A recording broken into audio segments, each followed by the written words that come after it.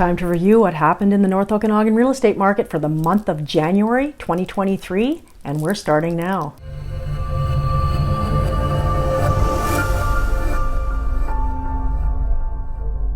I'm Lisa Salt with RE/MAX Vernon Salt Fowler with the latest info on Greater Vernon and the North Okanagan's real estate results. So let's jump right in and let's look at the real estate stats for January, the first month of the year.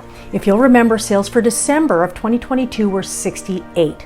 High winter, we don't expect January to be too much different, and sure enough, that is the case. January sales were 63 sales, down from December a little bit and down from January 22 by quite a bit. We had a much better start of the year last year with 150 sales, which calculates to a 57.33% decrease in total sales year over year. Not a stellar start, but it is, however, an expected one. Disappointing, but expected all the same. With the interest rate increases we saw in 2022, it has to affect sales. And those interest rate hikes are designed to slow the economy, and here we are, officially slowed.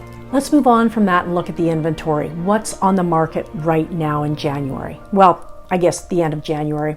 However, before we do, if you're interested in more info on what's happening in the market or on Vernon in general, please subscribe to our channel and like this video, as we're posting new videos like this, similar to this, every single week. On this channel, we give you the straight goods on Vernon and the whole Okanagan Valley, our ultimate Four Seasons paradise. Whether you're looking to move in 9 days or 90 days or just curious about the area that we call home, be sure to call, text, or email and just add salt. Getting back to it, the total number of listings active on the market at month-end January were up slightly to 837 from the 815 we ended 2022 off with. With fewer sales, we're going to see a few more homes sitting on the market unsold, and therefore that total active listing number will increase like it just did. Again, the numbers though pretty close to December numbers. Winter, those numbers are expected. Now the theme of this past 6 months or so has been a close watch on the absorption of the properties on the market. And the reason for that is because it indicates to us what type of a market we are in. Are we in a seller's market, a balanced market, or a buyer's market? Last year we went through a few months of a balanced real estate market. Now, a balanced real estate market is a beautiful thing because that's where buyer demand matches the number of homes for sale. If you can imagine a teeter-totter and each end is perfectly balanced against the other, it's a nice market. It's really civilized. The overall real estate market on average does not favor either the buyer or the seller dramatically. However, as you know, when you're a kid on a teeter-totter, usually you're on your way up or you're on your way down. You don't hover in the middle very long. Another way to think of that is a pendulum swinging, where the seller's market, where we were just at, is on one end, and then it swings quickly to the other side, which is the buyer's market, and the balanced market was what lies in the middle, right in between, which the pendulum, just by its very nature, goes through very quickly. And that is exactly what has happened. We went from a raging seller's market to a balanced market to a buyer's market, all in 2022. And we know where we are on this pendulum at any given time by looking at the absorption. How many homes are being absorbed into the market each month? December of 2022, our average absorption for all property types was 15.54%. And then for this past month, January 2023, absorption was 13.39%. Buyer's market is defined as absorption in the below 15% range. We are firmly there. Whether we want to believe it or not, we are there. The numbers just don't lie. Interest rates went up in 2022.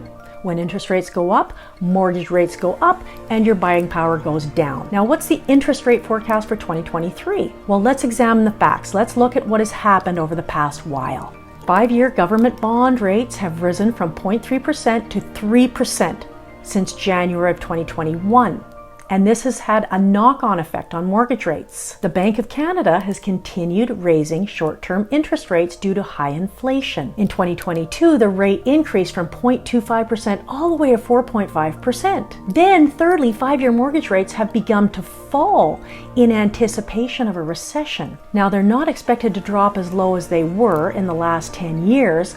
However, you can still get a 5-year mortgage rate at a pretty good rate, less than 5%. Now, there are concerns about inflation, of course, which is currently, they say, around 6% or around who knows what percent if you're trying to buy eggs. However, that is eroding retirement savings. Generally, lending rates are higher than the average inflation. So average inflation is 6%. They want to bring that average inflation down.